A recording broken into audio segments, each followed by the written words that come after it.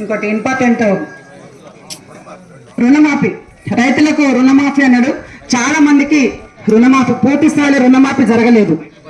రైతు భరోసా అన్నాడు. ఇప్పటికే తెలంగాణ రాష్ట్ర వ్యాప్తంగా ఈ నెల రోజుల పాటు ప్రజా సమస్యల మీద సిపిఎం పోరు బోర్డుతో గ్రామ గ్రామానికి వెళ్లి సర్వే చేసి సర్వేలో ఉన్నటువంటి అంశాలన్నిటిని కూడా సంబంధిత అధికారులకు మెమోరాండాలు ఇచ్చి ఆ మెమోరాండాలు ఇచ్చిన తర్వాత కూడా మేము పరిష్కరించకపోతే రాష్ట్ర వ్యాప్తంగా సిపిఎం పార్టీ ఆధ్వర్యంలో గ్రామ గ్రామాన సర్వేలు చేసి ప్రజలు ఎదుర్కొంటున్న సమస్యల ప్రాతిపదికన ఏవి వస్తే ఆ సమస్యల మీద డిమాండ్స్ రూపొందించి అధికారులకు మెమోరాండాలు ఇవ్వాలని పిలిపివ్వటం జరిగింది. ఆ పిలుపులో భాగంగానే సూర్యాపేట జిల్లాలో కలెక్టర్ ఆఫీస్ ముందు ధర్నాకు వచ్చారు. ఆ ధర్నాకు ఎందుకు వచ్చారు అనుకుంటే చాలా మందికి ఇండ్ల స్థలాలు లేవు, ఇండ్లు లేవు. అట్లాగే కాంగ్రెస్ ప్రభుత్వం ఎన్నికల ముందు అనేక వాగ్దానాలు చేసిండ్రు. ప్రతి ఇంటి స్థలం ఉన్నటువంటి వారందరికీ కూడా ఇల్లు కట్టించి ఇస్తామని చెప్పారు.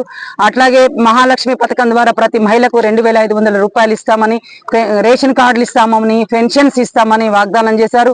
మరోపక్క డిగ్రీ చదువుకున్నటువంటి పిల్లలందరికీ కూడా స్కూటీలు ఇప్పిస్తామని, వ్యవసాయ కార్మికులకు సంవత్సరానికి 12,000 ఇస్తామని వాగ్దానం చేశారు. ఏవైతే వాగ్దానాలు చేసిరో ఆ వాగ్దానాలు నేటి వరకు కూడా అమలు కాలేదు. కాంగ్రెస్ ప్రభుత్వం వచ్చి 15 నెలలు అవుతుంది. అందుకే ప్రభుత్వాన్ని అంటే ఈ 15 నెలలు కూడా ఎందుకు వేచి చూసామో, ప్రభుత్వం వచ్చింది కదా ఇస్తదేమని అనుకున్నాం. కానీ ఇంతవరకు కూడా 15 నెలల నుంచి ఇంటి స్థలం ఉన్నటువంటి వారికి ఇంటి నిర్మాణం కోసం 5 లక్షలు ఇస్తామని చెప్పారు. నేటికి ఇవ్వలేదు. 5 లక్షలు ఏమాత్రం సరిపోవు. ఎందుకంటే ఇవాళ ధరలు బాగా పెరిగిపోయాయి. మరోపక్క ఇసుక రేటు పెరిగిపోయింది, స్టీల్ రేటు పెరిగిపోయింది, సిమెంట్ రేటు పెరిగిపోయింది, లేబర్ ఛార్జీలు పెరిగిపోయినాయి. వీటికి అనుగుణంగా ప్రతి ఇంటి స్థలం ఉన్నటువంటి వారికి ఇంటి నిర్మాణం కోసం ఆర్థిక సాయం 15 లక్షలు ఇవ్వాలని సిపిఎం పార్టీ డిమాండ్ చేస్తూ ఉంది. మరొకటి, ఇంటి స్థలం లేనటువంటి వాళ్ళు తెలంగాణ రాష్ట్రంలో 30 లక్షల కుటుంబాలకు ఇళ్ల స్థలం లేవు. వాళ్ళందరికీ ఇంటి స్థలం ఇచ్చి ఇంటి నిర్మాణం కోసం కూడా ఆర్థిక సాయం చేయాల్సినటువంటి అవసరం ఉందని డిమాండ్ చేస్తూ, మరోపక్క వ్యవసాయ కార్మికులకు 12,000 రూపాయల వేతనం ఇవ్వాలి. అట్లాగే రైతులు పండించినటువంటి పంటకు కూడా గిట్టుబాటు ధర కల్పించాల్సినటువంటి అవసరం ఉంది. చాలా మంది రేషన్ కార్డ్స్, ముఖ్యంగా రేషన్ కార్డ్స్ గత ప్రభుత్వ హయాంలో రేషన్ కార్డులు ఇవ్వలేదు. ఇప్పుడు పెన్షన్స్ ఇవ్వనటువంటి పరిస్థితి ఉంది. చాలా మంది మా భర్తలు చనిపోయినరు, ఇంటి కోసము మేము సర్వే చేసిన సందర్భంగా మా ఇంటి కోసం దరఖాస్తు పెట్టుకుంటే నా భర్త చనిపోయినాక నా భర్త పెన్షన్ అన్న వస్తుందేమంటే భర్త పెన్షన్ కూడా ఇవ్వనటువంటి పరిస్థితులు ఉన్నాయని చాలా మంది మహిళలు ఆవేదన చెందుతున్నారు. కాబట్టి ఇవన్నీ వెంటనే పరిష్కరించాలి. పరిష్కరించకపోతే పెద్ద ఎత్తున ఆందోళన పోరాటాలు నిర్వహిస్తాం. మరోపక్క కార్మికులు ఇవాళ అంటే స్కీమ్ వర్కర్స్ దాదాపు 3.5 లక్షల మంది తెలంగాణ రాష్ట్రంలో ఉన్నారు.